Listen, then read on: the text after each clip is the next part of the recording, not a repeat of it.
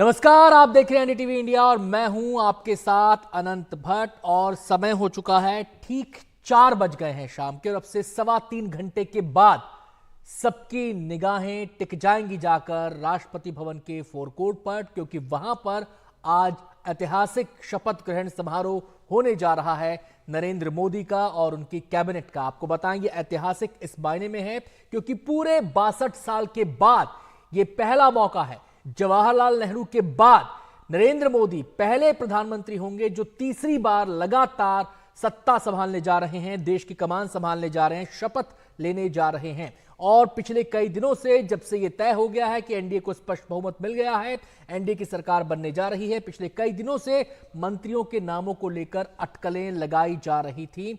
और हम आपको बता दें कि हमारे पास वो लिस्ट है जो मंत्री बन सकते हैं, उनको लेकर एक लिस्ट हमारे पास है और ये लगभग तय है कि जो नाम इस लिस्ट में शामिल हैं वही आज मंत्री पद की शपथ ग्रहण करने जा रहे हैं। अपने टीवी स्क्रीन पर आप बाईं तरफ देख सकते हैं चेहरों के साथ 49 नामों की एक लिस्ट लगातार हम चला रहे हैं और ये वो चेहरे हैं जो आज मंत्री पद की शपथ ग्रहण करेंगे पीएम नरेंद्र मोदी के साथ। तो पीएम मोदी का जो मूल मंत्र है वो है सबका साथ, सबका विकास, सबका विश्वास। उसकी झलक आज इस कैबिनेट शपथ ग्रहण समारोह में देखने को मिलेगी, मंत्री पद के शपथ ग्रहण समारोह में देखने को मिलेगी।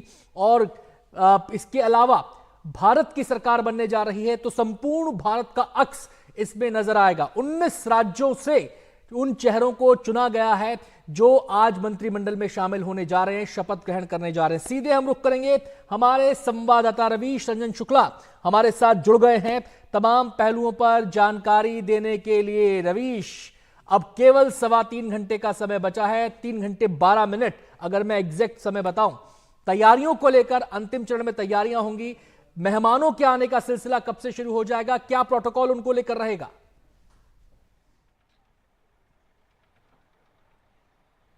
जी बिल्कुल, जो विदेशी मेहमान हैं, जो विदेशी जो राष्ट्राध्यक्ष हैं दूसरे देशों के, वो भी पहुंच चुके हैं यहाँ पर। 7 देशों के जो राष्ट्राध्यक्ष हैं वो पहुंचे हैं।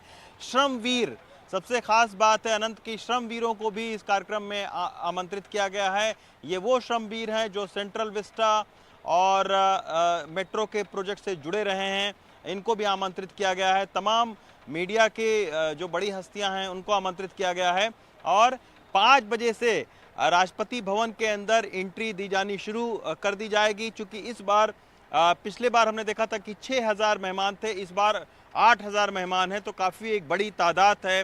तो उस तरीके की तैयारियां हैं।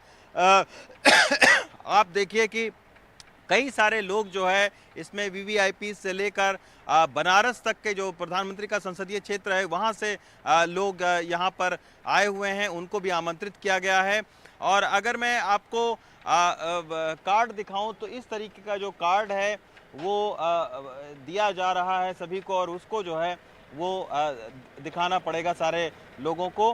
तो ये जो है वो कार्ड से एंट्री होगी और इसके बाद में 5 बजे से ये जिन लोगों को आमंत्रित किया गया है वो लोग 5 बजे के बाद से एंट्री होंगे राष्ट्रपति भवन के अंदर। 7:15 पर शपथ ग्रहण का कार्यक्रम शुरू होगा और ये जो शपथ ग्रहण के कार्यक्रम के बाद में जेपी नड्डा के घर पर जो है वो एक भोज का आयोजन रखा गया है, जो कि बीजेपी के राष्ट्रीय अध्यक्ष हैं, उनके घर पर भोज फिर दिया जाएगा। जो भी सांसद हैं बीजेपी के वो वहाँ पर भोज के लिए आमंत्रित किए गए हैं। तो इस तरीके का कार्यक्रम है, काफ़ी भव्य कार्यक्रम है। और पिछली बार हमने देखा था अनंत की 2014 में सार्क देशों को आमंत्रित किया था, 2019 में बिम्स्टेक देशों को आमंत्रित किया गया था और इस बार जो है वो भारतीय उपमहाद्वीप के समुद्र के आसपास के जो देश हैं, जो हमारे नेबर हैं, पड़ोसी हैं, उनको आमंत्रित किया गया है। केवल चीन और पाकिस्तान को छोड़कर बाकी सभी देशों को आमंत्रित किया गया है और ये सभी देशों के जो राष्ट्राध्यक्ष हैं वो पहुंच चुके हैं। जहां तक बात है सुरक्षा की, तो बहुत ही चाक चौबंद सुरक्षा के बंदोबस्त किए गए हैं। 2000 से ज़्यादा जो ट्रैफिक पुलिस है उनको लगाया गया है ताकि ट्रैफिक कोई जाम उस तरीके से न लगे। ड्रोन से लेकर ज़मीन से लेकर आसमान तक से जो है वो निगरानी की जा रही है। तो बहुत अभूतपूर्व सुरक्षा जो बंदोबस्त हैं वो किए गए हैं। एक बहुत ही भव्य, शालीन और वीवीआईपी से लेकर और वो आम लोग इसमें आमंत्रित किए गए हैं जिनका खून पसीना लगा है आता हूं भारत के रवीश निर्माण में। आपके पास। आपने बताया कितने व्यापक इंतजाम किए गए हैं इस समारोह के लिए। विदेशी मेहमानों के साथ साथ वो आम लोग जो भारत निर्माण में अहम भूमिका निभाते हैं, वो श्रमवीर जिनकी मेहनत का हम चमकता हुआ भारत जिनकी मेहनत से देखते हैं, उनको भी इस शपथ ग्रहण में बुलाया गया है। हम सीधे रुख करेंगे, हमारे एक और संवाददाता हिमांशु शेखर जुड़ गए हैं तमाम पहलुओं पर जानकारी देने के लिए। हिमांशु, 19 राज्यों का प्रतिनिधित्व देखने को मिलेगा इस मंत्रिमंडल के शपथ ग्रहण समारोह में। क्या माना जाए, एक फाइन बैलेंस बनाने की यहां पर कोशिश की जा रही है। हर राज्य को यहां पर उनका नुमाइंदा यहां पर दिखाने की कोशिश की जा रही है, एक बड़ा संदेश देने की यहां पर कोशिश की जा रही है।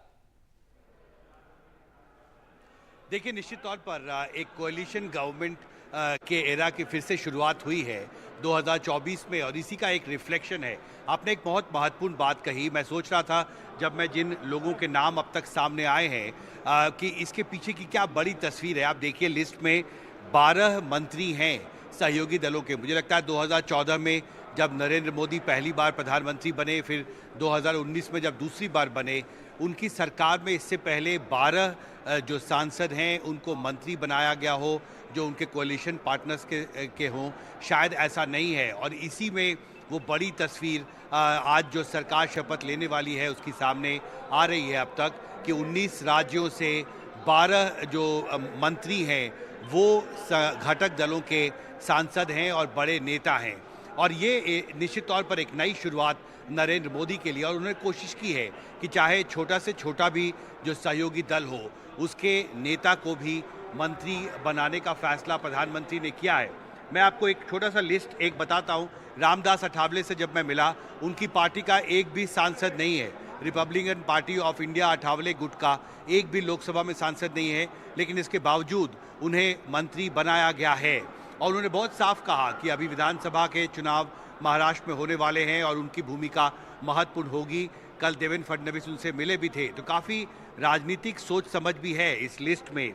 अनुप्रिया पटेल एक छोटी पार्टी की नेता है उत्तर प्रदेश में, लेकिन एक विशेष जाति से आती हैं जिसका वोट बहुत महत्वपूर्ण होता है। HD कुमारस्वामी, इनके पास भी ज़्यादा सांसद नहीं है, लेकिन इनको मंत्री बनाया गया है। जितेंद्र राम मांझी दलित समाज से आते हैं, इनको भी जगह इसमें दी गई है। तो देखिए, जितनी भी छोटी छोटी पार्टियां, चाहे उसके एक सांसद हों, 2 सांसद हों, उसको प्रधानमंत्री ने अपने नई सरकार में शामिल किया है, जो मुझे लगता है एक बहुत बड़ा पॉलिटिकल मैसेज है कि प्रधानमंत्री सबको साथ लेकर आगे बढ़ने वाले हैं। अनंत जी, हिमांशु, आपको याद होगा जिस समय बैठक हुई थी सेंट्रल हॉल में, और जब प्रधानमंत्री नरेंद्र मोदी को NDA संसदीय दल का नेता चुना गया था, तो उन्होंने अपने संबोधन में एक बात कही थी कि देश सर्वमत से चलता है, और वो सर्वमत इस मंत्रिमंडल में रिफ्लेक्ट हो रहा है। देखिए, बिल्कुल बिल्कुल सही कहा आपने, क्योंकि और मुझे लगता है कि एक राजनीतिक ज़रूरत भी है, क्योंकि जिन घटक दलों के साथ बीजेपी ने चुनाव लड़ा है और जिनकी भूमिका और जिनकी संख्या की वजह से बीजेपी 272 के आंकड़े को पार कर पाई है, एक कोशिश ये की गई है कि जिस भी घटक दल के साथ प्रीपोल अलायंस के तहत बीजेपी ने चुनाव लड़ा, अब समय है कि उन्हें भी रिवार्ड किया जाए। और इसलिए प्रधानमंत्री ने, जैसा मैंने पहले भी कहा, कि 12 मंत्री हैं जो आज शपथ लेंगे जो घटक दलों से हैं। इतनी बड़ी संख्या में मोदी सरकार में इससे पहले 10 साल में मंत्रियों को जो कि घटक दल के हों, कोalition पार्टनर हों, उनको शामिल नहीं किया गया है। और बहुत अगर आप ध्यान से भी देखें तो जिन पार्टियों के एक सांसद भी हैं उसके भी बड़े नेता को मंत्री बनाया है। और Republican party of India Athawale गुट के जो नेता हैं रामदास अठावले, उनके एक भी सांसद नहीं है लोकसभा में, लेकिन फिर भी प्रधानमंत्री ने उनको मंत्री बनाया है। तो एक कोशिश ये की है एकोमोडेशन की, एक नेशनल गवर्नमेंट बनाने की, जिसका एक रिफ्लेक्शन जो है वो उस बात में दिखता है जिसका जिक्र आपने शुरुआत में किया था अनंत, कि 19 राज्यों के जो बड़े नेता हैं उनका प्रतिनिधित्व सरकार में होगा। और ये एक राष्ट्रीय सरकार होगी जिसमें प्रधानमंत्री सभी सहयोगी दलों, घटक दलों, समर्थक दलों के साथ एक साथ मिलकर सबसे सलाह मशवरा करके आता हूं हिमांशु आपके पास। प्रशांत का रुख कर लेते हैं। प्रशांत, सरप्राइजेस नई बात नहीं है। जब से PM मोदी ने देश की कमान संभाली है, अलग अलग मौकों पर हमें देखने को मिले, चाहे राज्यों के मुख्यमंत्रियों को चयन करने की बात हो या फिर अपने मंत्रिमंडल में मंत्रियों के चयन की बात हो। एक टी पार्टी हुई है, जो चेहरे उस टी पार्टी में पहुंचे हैं, क्या उन्हीं के इर्द गिर्द ये शपथ ग्रहण समारोह रहने वाला है, या लास्ट मोमेंट एडिशन डिलीशन कुछ हो सकता है? नहीं, देखिए अनंत, डिलीशन तो मुझे नहीं लगता है, लेकिन हाँ, जितने भी लोग पहुंचे थे टी पार्टी में, आमतौर पर 2014 में भी हमने देखा था, 2019 में भी ये स्टाइल ही है प्रधानमंत्री का कि वो जिन मंत्रियों को शपथ लेना होता है उनसे सुबह में चाय पर ज़रूर बात करते हैं और अपनी बात भी रखते हैं। आज जो एक वीडियो रिलीज़ किया गया है प्रधानमंत्री कार्यालय की तरफ से, उसमें भी आपने देखा कि प्रधानमंत्री अपने मंत्रियों से मुखातिब हैं, वो मंत्रियों को कुछ संदेश दे रहे हैं। और हमें सूत्रों ने जानकारी दी है कि जो संभावित मंत्री उस बैठक में थे, उस चाय पार्टी में थे, प्रधानमंत्री ने सबसे कहा है कि पहले तो 100 दिनों का जो रोड मैप, जो जिसकी बात लगातार वो चुनाव प्रचार के दौरान भी करते आए थे, उन सब मंत्रियों से कहा है कि 100 दिनों का रोड मैप तैयार करें। तो मुझे लगता है कि जो लोग, जो मंत्री भी, जो नेता, जो सांसद उस बैठक में थे, उस चाय पार्टी में थे, वो कमोबेश नहीं बल्कि मैं कहूँगा वो सब मंत्री पद की शपथ लेने जा रहे हैं। और 7:15 में मैं इस वक्त मौजूद हूँ राष्ट्रपति भवन का गेट नंबर 38 है मेरे सामने, आप देख सकते हैं यहाँ पर स्वागतम लिखा हुआ है। और जैसे जैसे आगंतुक चले आ रहे हैं, जो जिन लोगों को यहाँ पर बुलाया गया है, आमंत्रित किया गया है शपथ ग्रहण समारोह के लिए, सबको यहाँ पर वो बारी बारी से लोग पहुँचने लगे हैं। एक डेस्क बनाया गया है जहाँ पर जो पास है वो दिखाना है और वहाँ से लोगों को अंदर जाने दिया जा रहा है। सुरक्षा की भी पुख्ता व्यवस्था है और इसलिए देखिए लोगों को दिक्कत नहीं हो तो कई जो चेक पॉइंट है, फ्रिस्किंग पॉइंट है, वो भी बनाए गए हैं और लगातार अब लोगों का आना शुरू हो रहा है, धीरे धीरे शुरू हो चुका है। मंत्रियों को जहां तक मुझे पता चला है 6 बजे तक आने के लिए कहा गया है सभी मंत्रियों को, ताकि उसके पहले मैं आपको बता दूं कि जब भी इस तरह का समारोह होता है और शपथ ग्रहण समारोह होता है तो जितने भी मंत्री बनने वाले होते हैं उन सबको एक रिहर्सल भी करवाया जाता है कि राष्ट्रपति जब आएंगी उसके बाद कैसे कैसे पूरी प्रक्रिया समझाई जाती है, मंत्रियों के बैठने की अलग व्यवस्था होती है और वहाँ से बारी बारी से कैसे पूरा कार्यक्रम आगे बढ़ता है उसका एक रिहर्सल करवाया जाता है। तो मंत्रियों को 6 बजे आने के लिए कहा गया है, लेकिन आम लोग और बाकी लोग जो आमंत्रित लोग हैं वो सभी यहाँ पहुँचने लगे हैं। और मेरे पीछे जो यह राष्ट्रपति भवन का गेट नंबर 38 है, वहाँ से भी लोगों के अंदर जाने का सिलसिला शुरू हो चुका है। प्रशांत, आपको याद होगा जब विधानसभा के चुनाव हुए थे, लोकसभा चुनाव से पहले, तब प्रधानमंत्री ने 4 जातियों का जिक्र किया था, युवा, किसान, महिला, गरीब।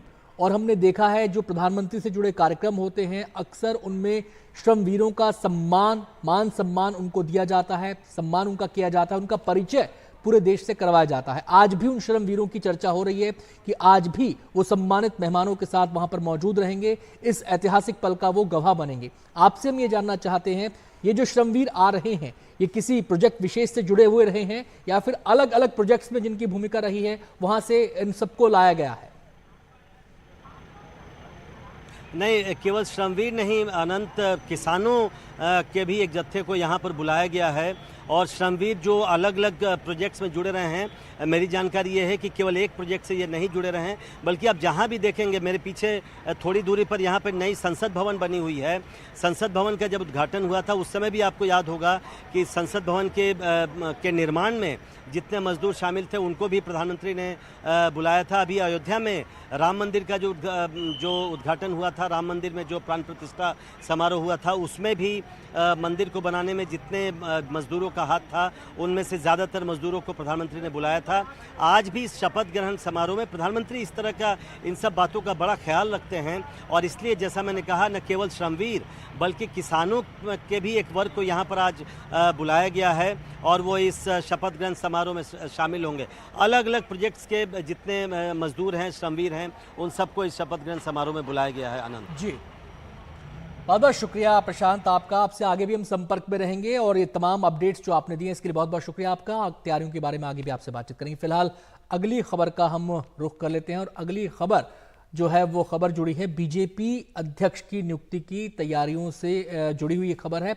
आपको बताएं कि मंत्रिमंडल का गठन हो जाएगा, उसके बाद बीजेपी के नए अध्यक्ष की तैयारियां भी शुरू हो रही हैं। राष्ट्रीय अध्यक्ष की रेस में भूपेंद्र यादव सबसे आगे बताए जा रहे हैं। इसके अलावा शिवराज सिंह चौहान, धर्मेंद्र प्रधान, मनोहर लाल खट्टर के नाम की भी चर्चा है और हम आपको इस बारे में सीधे और जानकारी के लिए विकास भदौरिया हमारे साथ जुड़ गए हैं तमाम जानकारियां देने के लिए। थोड़ी देर में विकास हमारे साथ जुड़ जाएंगे। तो आपको बताएं कि मंत्रिमंडल का आज शपथ ग्रहण समारोह होने जा रहा है। पीएम मोदी ऐतिहासिक तौर पर लगातार तीसरी बार शपथ ग्रहण करने जा रहे हैं और चर्चा जेपी नड्डा के नाम की भी है कि वो भी इस मंत्रिमंडल में शामिल होंगे। अब नए अध्यक्ष को लेकर भी अटकलें शुरू हो गई हैं। सीधे हम विकास का रुख करेंगे। विकास, बीजेपी का नया अध्यक्ष, रेस में कौन कौन और सबसे आगे कौन?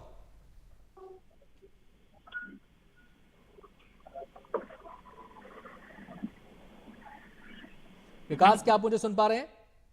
जी अनंत, आप सवाल दोहराएंगे एक बार? जी, मेरा सवाल यह है कि बीजेपी का नया अध्यक्ष, रेस में कौन कौन और सबसे आगे कौन? देखिए, बीजेपी का नया अध्यक्ष जरूर अगले 1-1.5 महीने में उसका निर्वाचन हो जाएगा, नामांकन हो जाएगा। अभी जो रेस में नाम है उसमें भूपेंद्र यादव का नाम सबसे आगे है, उसके बाद शिवराज सिंह चौहान का और फिर धर्मेंद्र प्रधान का। तीनों ही ओबीसी समुदाय से आते हैं।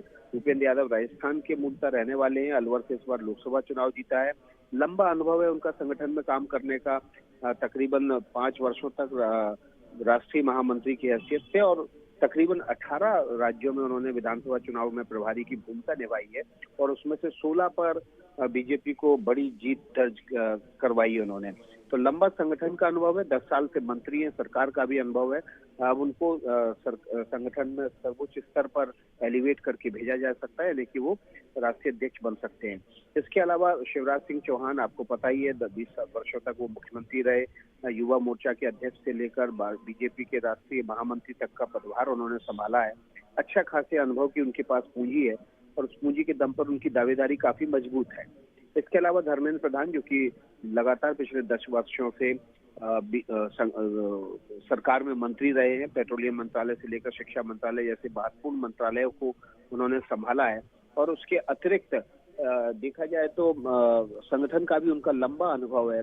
युवा मोर्चा से उन्होंने शुरुआत की और उसके बाद बीजेपी के राष्ट्रीय महामंत्री बने।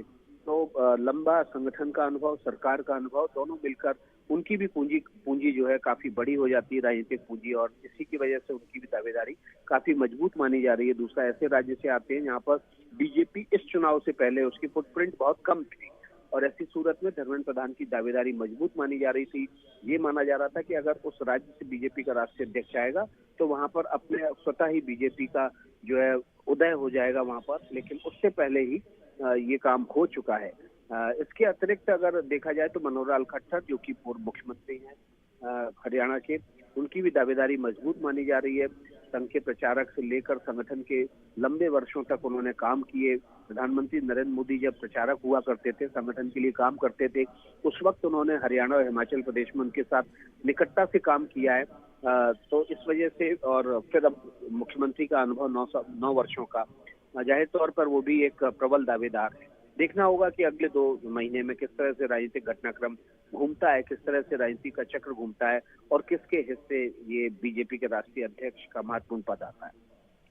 बहुत बहुत शुक्रिया विकास, आपका तमाम पहलुओं पर विस्तार से जानकारी देने के लिए। आपसे आगे भी हम संपर्क में रहेंगे। फिलहाल बहुत बहुत शुक्रिया आपका। और अब वक्त हो गया छोटे से ब्रेक का, लेकिन जाना कहीं नहीं है क्योंकि लगातार हमारी एक कवरेज जारी है। थोड़ी ही देर में, यानी कि चंद घंटे और बचे हैं, जब प्रधानमंत्री नरेंद्र मोदी लगातार तीसरी बार ऐतिहासिक तौर पर प्रधानमंत्री पद की शपथ लेने जा रहे हैं।